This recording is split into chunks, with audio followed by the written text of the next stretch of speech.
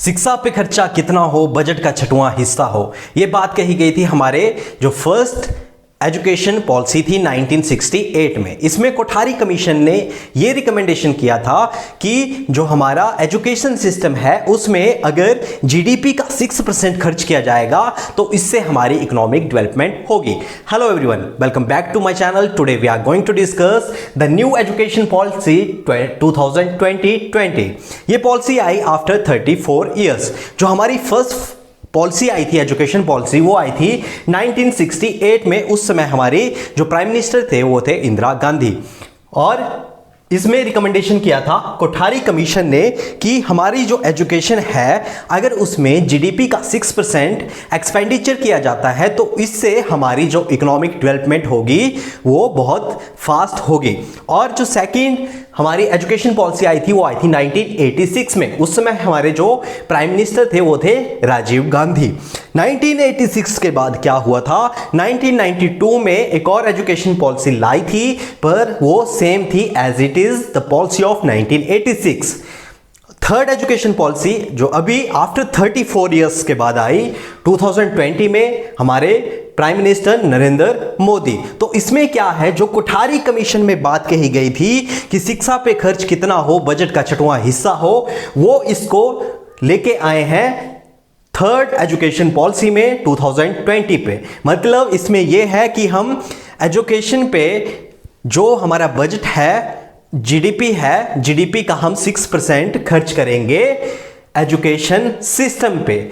आज तक अगर देखा जाए कि हमारे जीडीपी का एक्चुअल में कितना परसेंट एक्सपेंडिचर किया जाता था एजुकेशन सिस्टम में, तो 3 to 4% हमारा खर्च किया जाता था एजुकेशन सिस्टम में।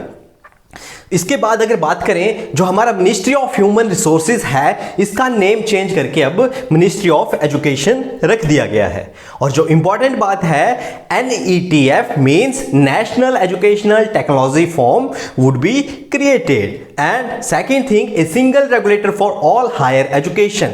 मतलब एक सिंगल रेगुलेट करेगा जितनी भी हमारा हायर एजुकेशन सिस्टम है, यूजीसी है, यूनिवर्सिटी ग्रांट कमीशन है, AICTE है, all Indian council for technical education. इस सभी को एक ही सिंगल रेगुलेटर ऑपरेट करेगा। और अगर बात करें जो सबसे इंपॉर्टेंट चीज और बहुत अच्छी बात है कि 100 फॉरेन कॉलेजेस इन इंडिया, तो फॉरेन ब्रांचेस ओपन की जाएंगी, 100 फॉरेन ब्रांचेस इंडिया में ओपन की जाएंगी कॉलेजेस की, ताकि जो हमारे बच्चे बाहर जा रहे हैं पढ़ने के लिए वो हमारे अब इंडिया में ही फॉरेन कॉलेजेस से एजुकेशन ले पाए। और अगर संस्कृत की बात करें तो Sanskrit to be mainstream language. इससे पहले जो हमारी हिंदी थी उसको मेन स्ट्रीम लैंग्वेज में रखा गया था, और अब इसको जो हमारी संस्कृत है इसको कंपलसरी एजुकेशन में लाया जाएगा, हायर एजुकेशन में। और बात करें अगर IITs की, जब भी हम IITs का नाम सुनते हैं एकदम माइंड में क्लिक होता है इंजीनियरिंग, पर अब ऐसा नहीं है।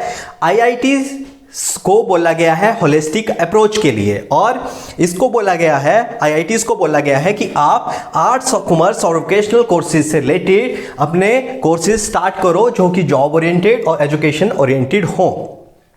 Next, single common entrance exam for all colleges. मतलब जितने भी हमारे कॉलेजेस हैं उनके लिए एक सिंगल कॉमन एग्जाम लिया जाएगा, और उस टेस्ट को कंडक्ट करेगा हमारा NTA, नेशनल टेस्ट एजेंसी। अगर बात करें इस साल की, तो इस साल में मैक्सिमम कॉलेजेस के एंट्रेंस हो चुके हैं और कुछ के अभी होने को बाकी हैं। तो ये जो इंप्लीमेंटेशन होगा ये नेक्स्ट ईयर से इंप्लीमेंटेशन होगा 2021-22 से। और अगर बात करें CBSE की या बोर्ड एग्जाम पैटर्न की, तो वो भी चेंज हो जाएगा। अब हमारा जो एग्जाम का पैटर्न रहेगा वो ऑब्जेक्टिव प्लस डिस्क्रिप्टिव रहेगा। ऑब्जेक्टिव मीन्स जिसमें हमारे वन लाइनर्स और हमारे MCQs आएंगे, और डिस्क्रिप्टिव में अब हमारा कॉपी पेस्ट नहीं चलेगा। बच्चे क्या करते थे, बिल्कुल same as it is copy paste कर देते थे, जैसा वो बुक में रट्टा मार के पढ़ते थे एज इट इज उसको कॉपी पेस्ट कर देते थे। तो अब ऐसा नहीं चलेगा। अगर अच्छे मार्क्स लेने हैं तो हमारा जो एजुकेशन सिस्टम है वो चेक करेगा कि बच्चे ने कितना क्वालिटी का मटेरियल डिस्क्रिप्टिव में डाला है। तो ये भी अच्छी बात है। न्यू एग्जाम सिस्टम, तो जो हमारा ओल्ड एग्जाम सिस्टम चला आ रहा था वो था 10th +2 +3, इट मीन्स 10th करो +2 करो, +2 के बाद ग्रेजुएशन करो 3 इयर्स की या फिर 4 इयर्स का कोई डिप्लोमा करो। अब जो न्यू एजुकेशन सिस्टम आया उसमें 5th +3 +3 +4, तो इसमें जो फर्स्ट 5 इयर्स हैं इनका क्या मतलब है, ये हमारे फाउंडेशन स्टेज रखी जाएगी। जो हमारे पहले के 5 साल हैं वो फाउंडेशन स्टेज रखी जाएगी, जिसमें क्या किया जाएगा, 3 year of pre primary school. Pre primary school के लिए 3 इयर्स ये कवर किया जाएगा हमारा फाउंडेशन स्टेज। और बात करें अगर नेक्स्ट 3 ईयर, तो it will be divided into preparatory stage, जिसमें क्या होगा, क्लास 3rd to 5th को मॉनिटर किया जाएगा। और अगर बात करें नेक्स्ट 3 की, तो नेक्स्ट 3 में क्या किया जाएगा, मॉनिटर किया जाएगा क्लास 6 to क्लास 8 तक।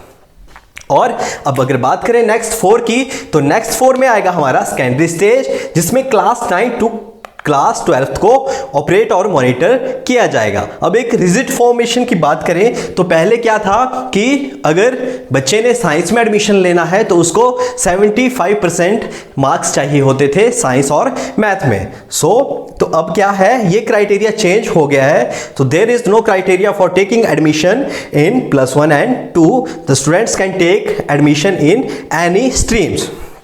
तो ये भी बहुत अच्छी बात है। तो इस तरीके से ये है हमारी न्यू एजुकेशन पॉलिसी। जो इसमें मेरे को सबसे अच्छी बात लगी वो ये है कि जो 100 फॉरेन कॉलेजेस ब्रांचेस होगी इंडिया में ओपन, इससे हमारे बहुत सारे ऐसे बच्चे हैं जो बाहर पढ़ने के लिए नहीं जा सकते थे या जा पाते, तो वो भी अब हमारे इंडिया में बाहर की कॉलेजेस से एजुकेशन ले सकते हैं।